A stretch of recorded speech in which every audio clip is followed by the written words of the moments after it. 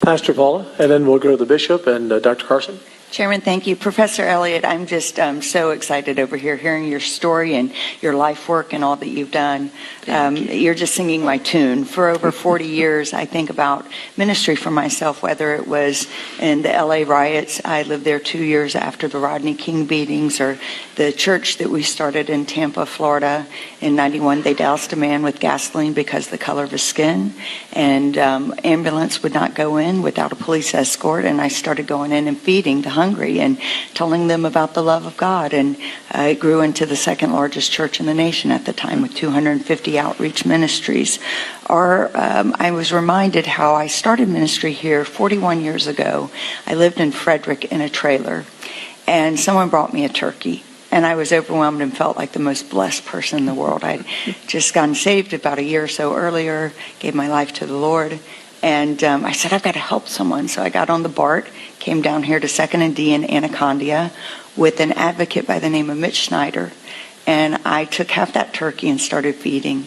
And I prayed a little prayer and said, God, can I spend the rest of my life doing this? Well, 41 years later, I've gotten to do this. And now at a level, and here comes the question comment.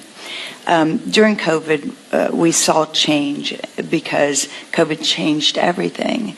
And that one turkey turned into a $5 billion program for me. I served at that time with President Trump at the Faith Initiative and Opportunity.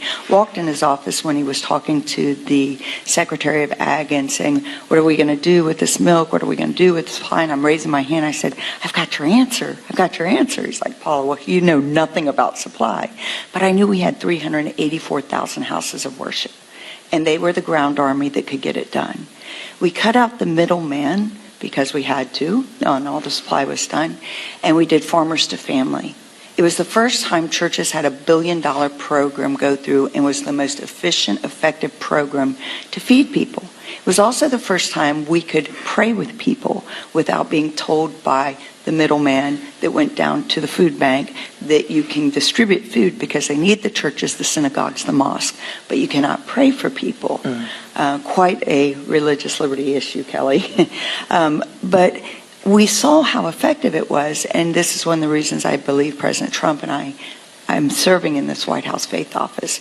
We see so much discrimination against people of faith. I worked on the first step, was a big proponent of getting that passed, worked with Jared, with everyone. And yet,